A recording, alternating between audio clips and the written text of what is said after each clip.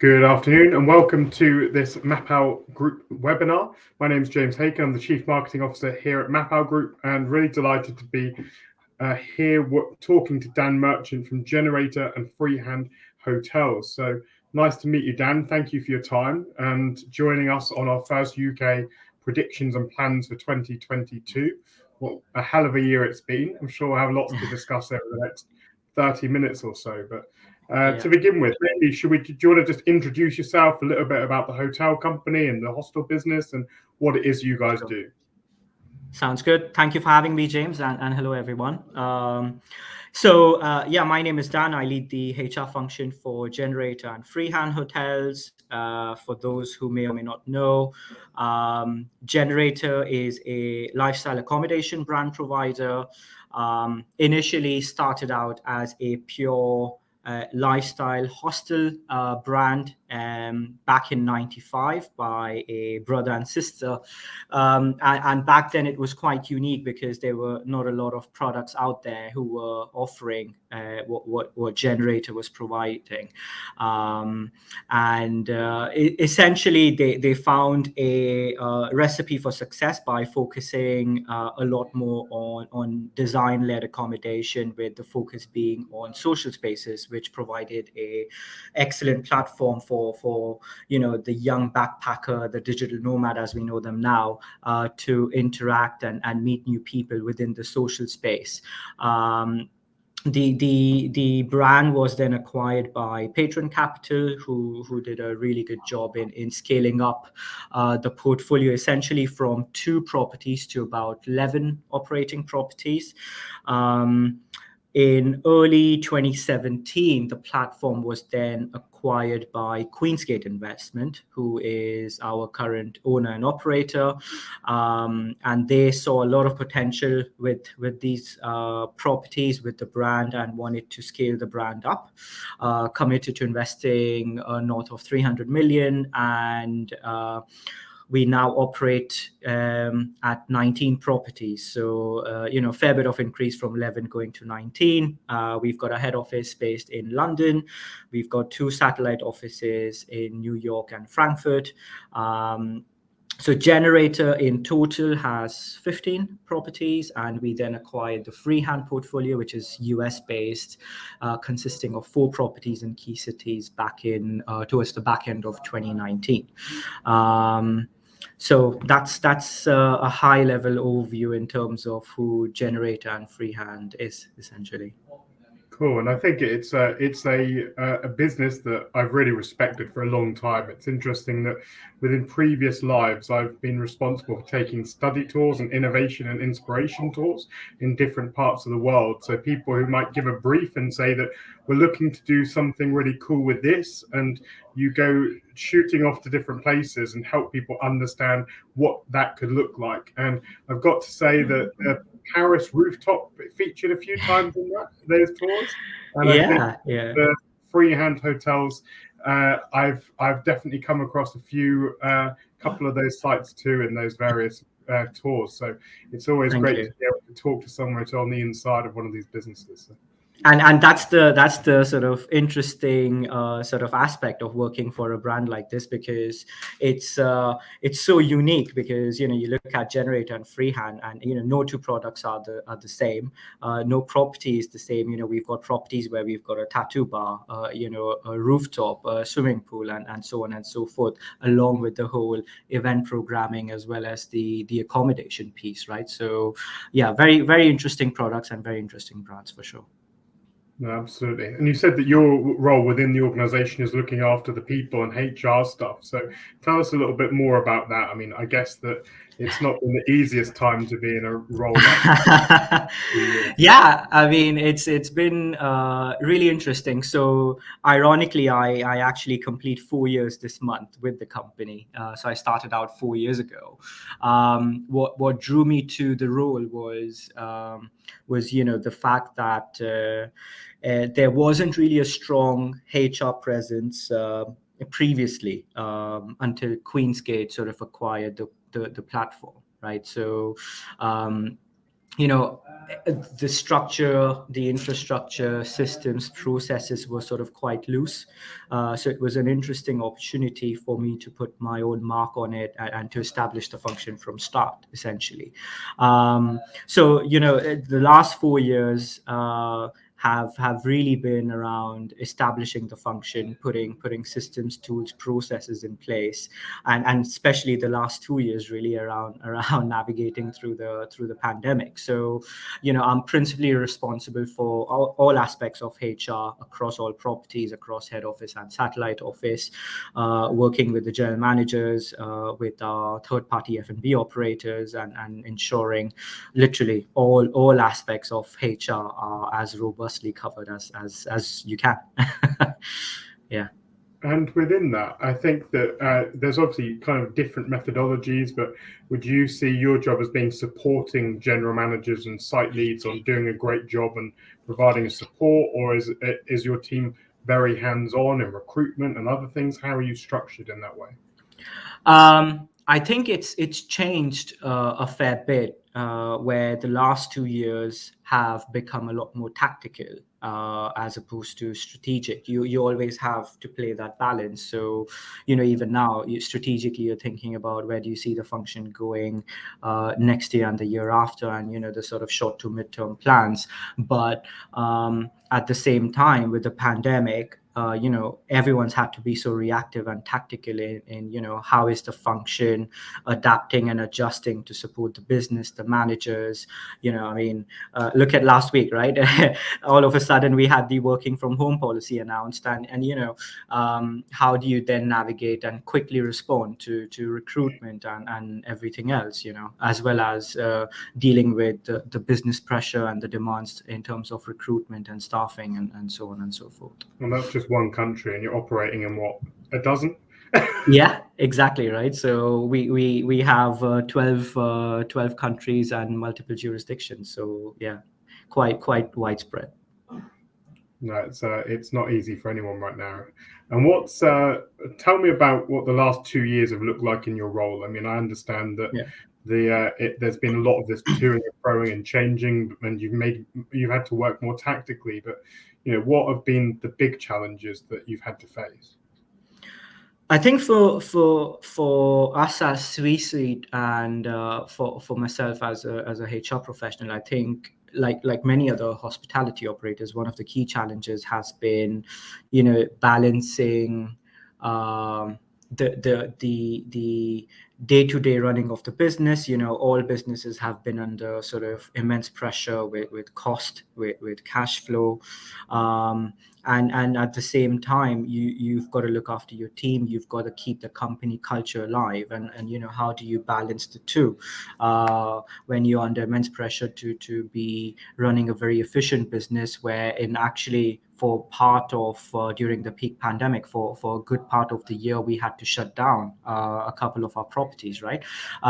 So how do you then keep a team engaged and motivated and keep that company culture ticking while you're going through some of the most brutal times that hospitality industry has faced? So, the last 2 years, I think, have really been around balancing that equation. I have to say we're quite fortunate to be sort of backed up by Queensgate and the investment community. So from the offset, our CEO, Alistair Thomond, was very keen on making sure that the core talent of the company is retained, and not just retained, but really looked after.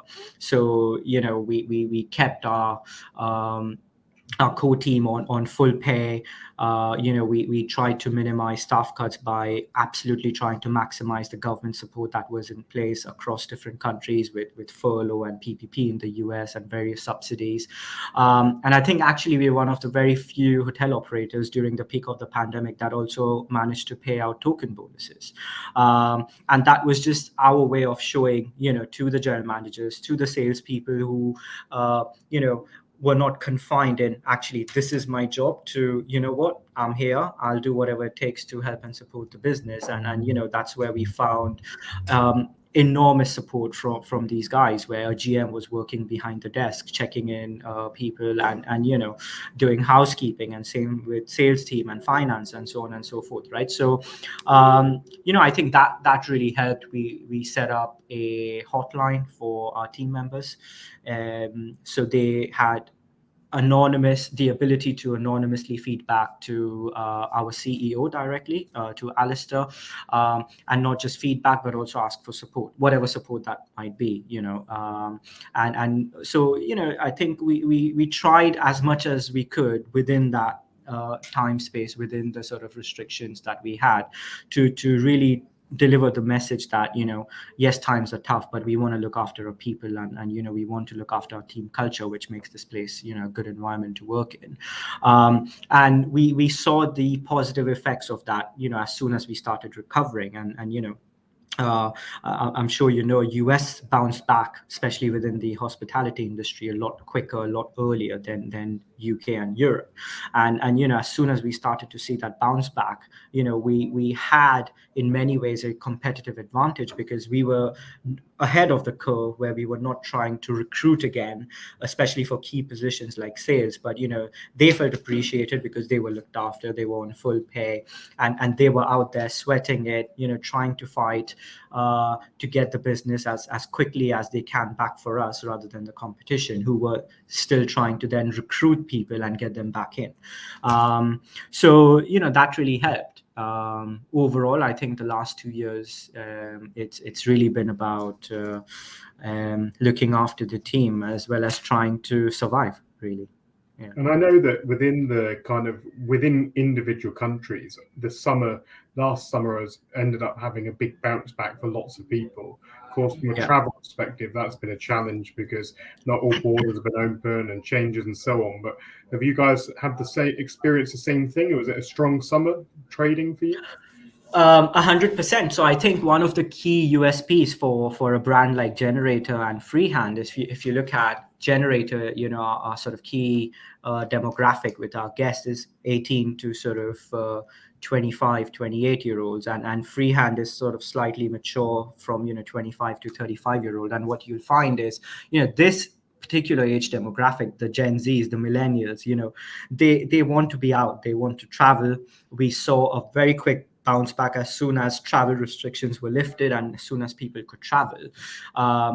People want to be out there, and we're quite lucky in the sense that our core demographic feels invincible, right? They want to travel, they want to explore, they want to party, and we gave them a platform to do that. So business was really strong. We had properties like Amsterdam, which was already above 80% as soon as everything was back up and running, right? So for us, that's been a huge advantage, and we see that every now and again, as soon as markets are opened up, there's less restrictions, our properties are full.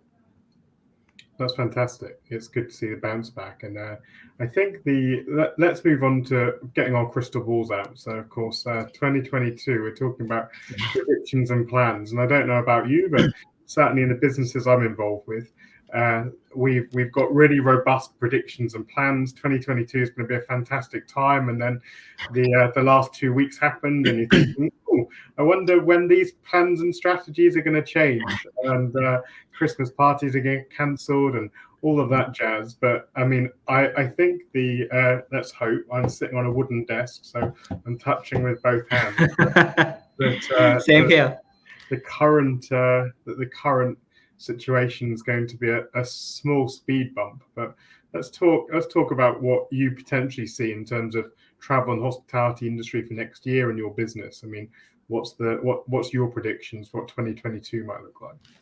So it's a great question, and one that we sort of discussed. So we have a GM conference every year, obviously minus the pandemic, but we managed to squeeze one in earlier this year in Dubai. So it was a good location to get to, where we flew all our general managers globally.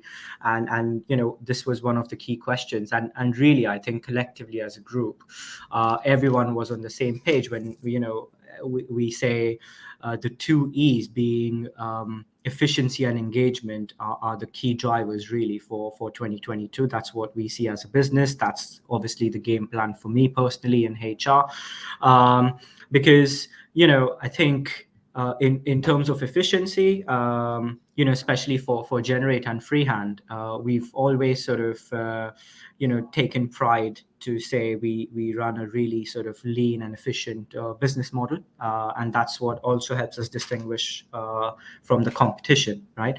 But I think generally in hospitality, a lot of employers have just had to come up with creative ways of managing their costs better, running payroll more efficiently, being flexible, right? I think pre-pandemic, yes, everyone talked about being flexible and offering flexible working and so on and so forth, but it was never really as commonly and as widely accepted, which it is now, because employers have seen a different perception, and they've understood that actually remote working is okay. And yes, it doesn't work everywhere, because in hospitality, we I mean, let's face it, right, we are a physical product. We offer physical service within this industry, but not every department is the same. So if you can run an efficient team, and at the same time do more in terms of engaging with them and having a motivated team, then really for us those are the two key drivers really. We sort of saw during the pandemic, everyone talks about multi-skilled staffing, but we really went above and beyond to make sure we've cultivated a culture where the team is truly multi-skilled, and by that I just don't mean a receptionist who can make a coffee behind the bar. I think everyone's had to do that over the course of the pandemic, but also being able to help out in back office and in other departments, which you wouldn't normally expect. But for businesses to survive, I think that's really important, that we run a very lean and efficient operation, so that we can manage the fluidity that we are facing now, and the uncertainty, and at the same time we can't forget we are going through this big era of resignation and people reevaluating their priorities, and how does hospitality compete with the likes of Amazon warehouses and other competing forces who are offering sign-on bonus and this, that, and the other, and a lot more perks and so on and so forth. So I think really the engagement of employees and what platform you provide them and how engaged they are is also a key driver and a big focus for us in 2022. That's really cool. And I mean, when you talk about the recruitment, retention, the big resignation, whatever we're talking about, I mean, it's interesting that being UK based, a lot of people are blaming this on the big B word, right? So it's all about it. I think what's really interesting is that as a business, I mean, that one of our products is Flow Learning. It's the product that we engage through, and that Ellie, my colleague, came to your event in Dubai, which was pretty epic by all accounts. And I think that within Flow, globally, we work in 54 countries. Flow's present in over 40. I mean, and it's interesting that it certainly isn't just the UK and Brexit, right? I mean, this mass resignation thing is a global issue. I mean, given your role is quite unique in the respect that you see lots of countries, and what are the similarities and differences by region, and how is that playing out? Or is it all the same? Relative to hospitality industry, there are more similarities than differences, right? So I think US was slightly different right up until September, purely because of the generous PPP program that was in place. So you realize, you start recalling people back, and actually they don't want to come back because they are getting generous benefits from the government through the PPP program, right? So I think that was a slightly different struggle, but generally speaking, no, I think the challenges are the same, regardless of what position UK is in. You look at Europe and you look at certain markets like Amsterdam, there are no chefs. It's a it's a skill set that is just technically missing in the industry. So how do you compete with that? I mean, fortunately for us, our F&B concept is relatively straightforward. So you don't need a high-flying executive head chef to do menu engineering and come up with all sorts of fancy stuff. But Freehand on the other side, our US portfolio, and you look at a property like New York, it has 5 different F&B outlets. So that's where you do need a executive chef who's really competent and knows what they're doing. So yeah, different markets have different challenges. Generally speaking, I feel the key challenges remain the same in terms of talent attraction, talent retention, and again, I feel that's where where you're running with leaner teams, you have to use platforms like Flow and other HR systems to a certain degree, because we know for a fact, right, there's a direct correlation between retention within the first 90 days to employee onboarding and induction. You don't train your employees properly, you don't induct them into the business, and you lose them fairly quickly, because let's face it, hospitality is not known for paying great salaries, at least at entry level positions. So really, that's what should differentiate you from the rest of the competition. And Flow has been fantastic for us in that sense, in terms of employee engagement and learning and development, because it's through that platform that we can ensure there's consistency, right? So irrespective of your employment status, your part-time, full-time, casual, whatever status you might have, you are going through a set induction process, which we can track at corporate. So we know, have you had your brand induction? Do you understand what brand you're working for? Do you understand, what is it that your property offers? And more making you feel that you're part of something bigger, as opposed to just predefined within that property or that unit level. Along with, of course, making sure your compliance training is done. You've done your lovely GDPR training and health and safety training and so on and so forth. So yeah. No, that's really interesting, and I think it's interesting you talk about that onboarding process. I think everyone we're speaking to right now, they're really focused on getting people past that first 30 days, because they know that that's the biggest risk period, right? And Correct. doubling down and helping people to realize that they are welcome, that you're a great employer, and that ultimately, I think we always have to remember that we're all representing our industry as well, right? Bad experience in one venue, it might not be putting them off that one venue, it may be putting them off hospitality. So. Correct. And it's so easy these days, right? There's a lot of transparency. All you have to do is just go online and look an employer up, and you have Glassdoor and the likes, where you can openly and very quickly understand what the company culture is, and you can get a good feel for what's it like working there. So yeah. That's really interesting. And just to say that obviously people watching in here, we're live on LinkedIn and YouTube. We've got a lot of people signed up. So if you're watching and have got a question for Dan, then feel free to put it in the comments. I'm sure he'll be willing to answer. And just generally tell us who you are as well. Post and say what your name is, where you're from, just so we get a sense of who's here, and it might be interesting in terms of the last few minutes of our chat. But the next thing I wanted to go on to really is that obviously you've grown quite quickly, 11 to 20 plus sites. That's quite significant. I mean, what's the growth plan for 2022 and beyond? Are you back on the march? Absolutely. So even during the pandemic, we continued to sort of grow within reason. We did a soft opening in Generator, Washington, earlier this year, which was great. We're backed by Queensgate, which is always on the lookout. It's they are an opportunistic investor. We are currently exploring the asset light model through HMAs, hotel management agreements, franchise contracts. So there is a lot of interest and a lot of appetite for brands like Generator, for brands like Freehand. Freehand has a huge cult following with the F&B concept, Broken Shaker, which really is a brand in itself, right? So there's a lot of opportunity for these brands in markets which haven't been explored as much within the lifestyle space, right? So, you look at Middle East, you look at Dubai, where we've been. I mean, they're literally crying out for lifestyle brands because, it's the market is sort of saturated with corporate brands and your sort of traditional hotel brands, right? So they want something quirky, they want something different to a large degree. Same appetite, same interest in Asia. US, again, we really only have 6 properties in total, and there's a lot of interest in other areas, Nashville and so on and so forth, where there's a huge appetite for these brands. So that's really what we are currently exploring to see through the asset light model. How quickly can we scale and sort of grow the brand or our brands across.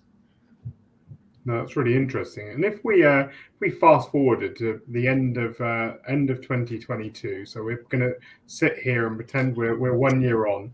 What would good have looked like to you? Like where would you be as a business from an HR perspective? Of course, you'd have almost no vacancies because it would be incredibly positive in terms of influx of people. But no, you tell me now. I think for me personally, if we establish ourselves as an employer of choice, where you're not having to fight in the market to attract talent, but you establish yourself as the place to be, where employees are wanting to work for you, who are naturally attracted by what you have to offer, then that for me would be a good place to be at by in a year's time. We know attracting talent is such a critical challenge in the industry at the time, and I think if you can establish that competitive advantage where you don't have to fight for talent, but you attract talent naturally by your employer branding, by your reputation, by word of mouth, by the team who's working here telling their friends how great it is to work here. That's again one of the things that we've invested heavily into our internal employee referral programs and so on and so forth. So I think that really, if we can manage to get there in a year's time, then I think we'll be in a good place. And of course, I understand the challenges that go behind it.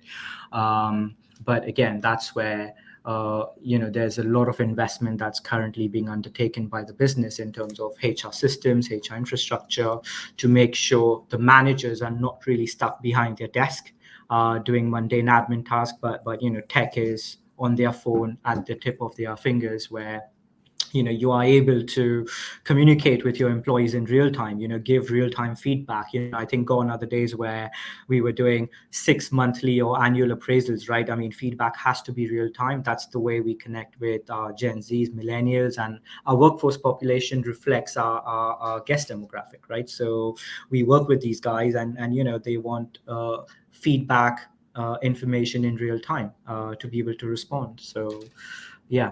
A lot of work ahead, but I'm excited to see what happens next year. That's really interesting. And to you said something quite important there. So actually, for you, technology is the enabler to help your managers be better leaders.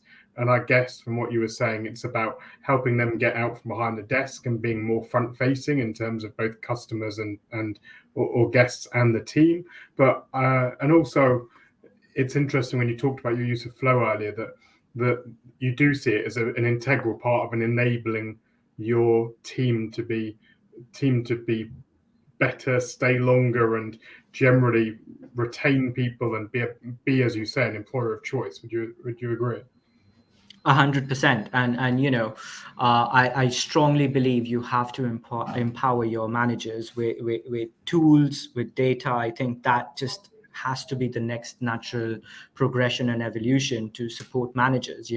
We're running leaner teams, which are focused on being a lot more efficient. So if you're, I think gone are the days where you saw those huge hierarchical systems within hotel industry, right? So, we operate on a relatively flat structure. So, we might not have the luxury now of having a manager, an assistant manager, a team leader, supervisor, and so on and so forth. The manager's doing everything, so what we want to do is make sure they have the data in front of them to be able to make informed decisions, and that they have the right tools. So they know when an employee is starting, again, using Flow as an example, that they have a good insight into the brand, they have a good insight into what the culture looks like. And for us, a great example is, we share all of our team newsletter on Flow. So when an employee is onboarded, they have the ability to gauge very quickly, and in a very easy manner, just going through the newsletters, what's it like working here? We're celebrating Halloween, we have pizza and beer day, what are we doing over Christmas and Thanksgiving, and so on and so forth. And